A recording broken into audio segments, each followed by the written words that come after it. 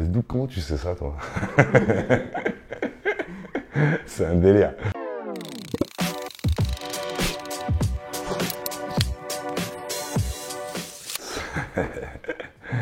Ça, en fait, c'est l'association la première association qu'on avait créée avec les mecs du quartier. Et on l'avait appelé 113 Développement, mais le groupe 113 existait déjà, mais on voulait faire une association pour aider le quartier, déjà à l'époque, avec les potes du groupe.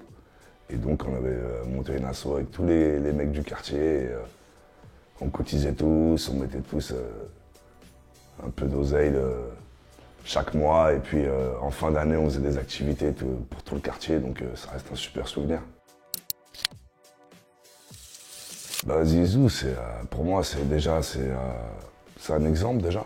Premièrement, parce que il a une carrière exceptionnelle et puis même humainement, quoi. C'est quelqu'un que j'ai pu rencontrer et avec qui j'ai passé des moments exceptionnels.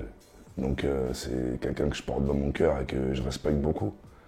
Donc voilà, et je suis impatient de savoir dans quel club il va entraîner l'année prochaine. J'aimerais bien en Angleterre, parce que c'est un championnat vraiment très disputé. Et puis s'il arriverait à faire quelque chose là-bas, ben, franchement, ce serait encore plus, d'écrire encore plus la légende, quoi. United de préférence ou... United, ouais, je pense. Parce que moi déjà, je suis United depuis très longtemps. Je suis un supporter de United.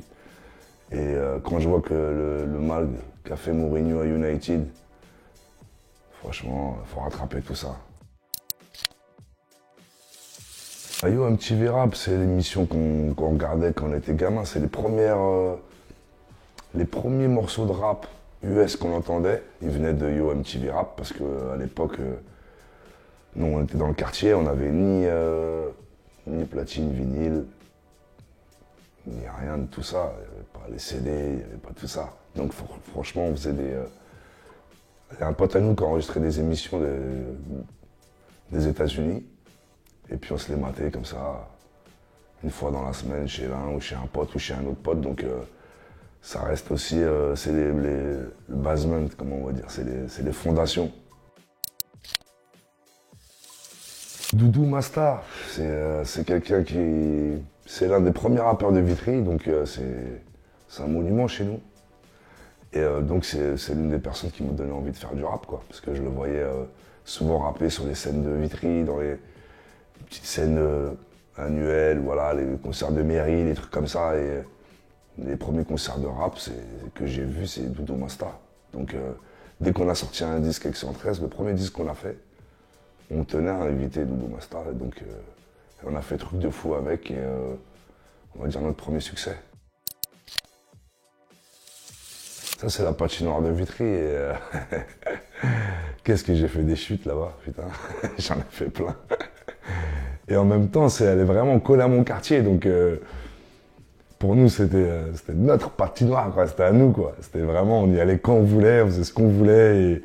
Et puis il y a des grands du quartier qui travaillaient là-bas, donc et voilà, Youssef, et il y a un autre gars qui est Karim, qui est plus de ce monde, voilà. D'ailleurs, je lui rends hommage et qui nous ouvrait la patinoire à des heures fermées. Et il n'y avait que nous, les mecs du quartier, qu'on patinait entre nous, donc c'était des super souvenirs.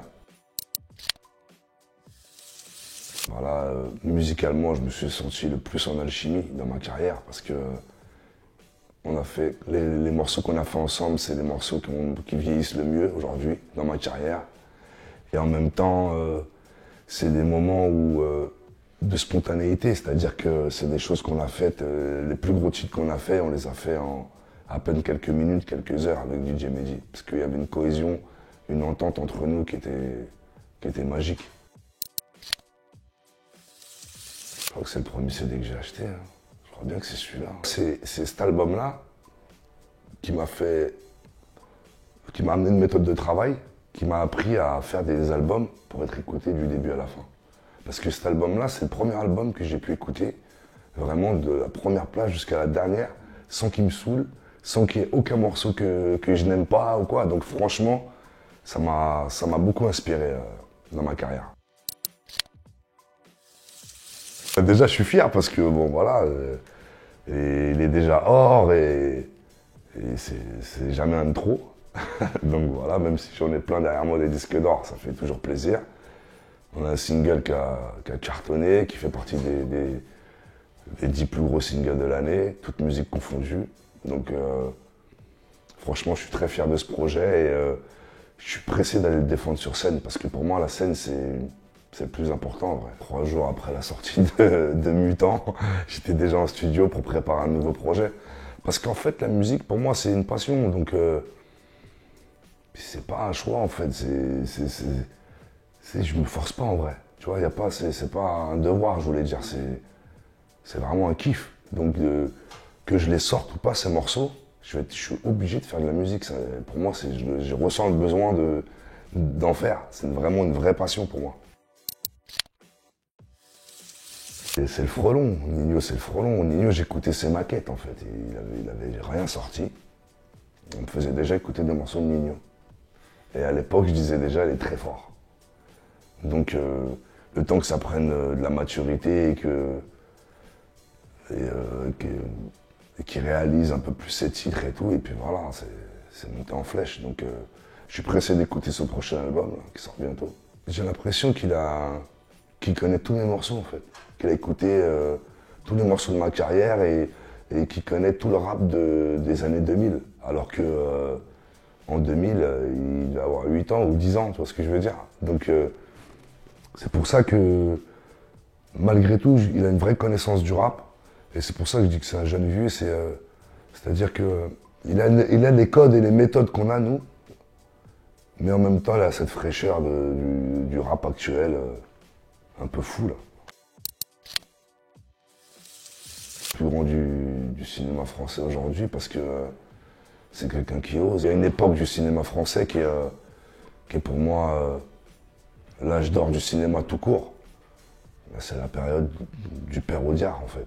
Et voilà, c'est l'un des garde-fous de ce cinéma-là, les Ventura, les Gabin, les films à texte, où il y a des grands dialogues, il y a plein de punchlines, il y a plein d'interactions entre les acteurs. Donc, et puis c'est aussi un regret, parce que j'ai failli tourner dans un de ces films, et puis j'ai loupé de très peu. Donc quand je vois Audiard, voilà, je pense aussi à ça, forcément. J'ai des projets qui sont en cours. Après, c'est des projets longs parce que c'est très ambitieux. C'est pas, je compte pas faire la N2 ou des trucs comme ça, tu vois, pour être franc avec toi, mais c'est des gros projets.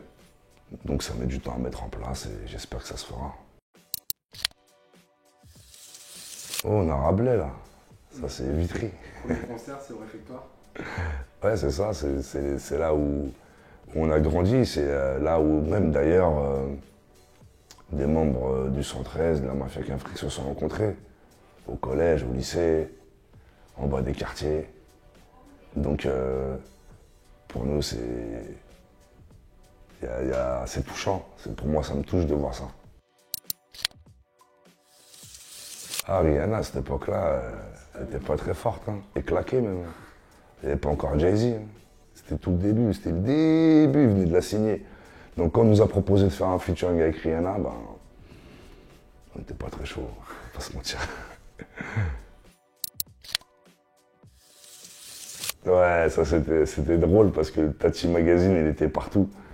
Et le fait d'avoir fait la couverture, pour nous c'était un symbole en vrai. C'était un symbole très fort en fait. C'était un pied de nez en fait, c'était de dire, voilà, c'est la boutique de la débrouille, ben, on est au-dessus de ça maintenant, on fait la couverture. Donc c'était lourd. Le gaucher. En vrai, quand on jouait au foot, on m'appelait le gaucher. Mais d'où, comment tu sais ça toi? C'est un délire. Parce que j'étais un gaucher, c'est vrai, mais il y en avait très peu dans le quartier. Donc tout le monde me voulait dans son équipe pour les débordements à gauche, tu vois. Donc ça vient de ça en fait, tu vois. Ah, ça, je me rappelle aussi, ça, c'est un match qu'on avait fait contre le Secteur A. Et ce jour-là, j'avais marqué 2 buts. Donc voilà, c'était un bête de souvenir. Il y avait tout le monde, il y avait toute l'équipe et tout. D'ailleurs, c'est des gens que j'aime beaucoup, que je respecte beaucoup, des mecs comme Stomy, des mecs comme Jackie, des mecs Marron, Passy, Mino. C'est des frères en vrai, c'est des frères de musique, mais on a toujours été frères parce qu'on a marqué une période du rap français tous ensemble. Tu vois, chacun dans son coin, mais finalement, c'est quelque chose qu'on a fait tous ensemble. C'est United contre City. Merci beaucoup. Merci à toi, go. Ah ouais, t'as bossé, hein?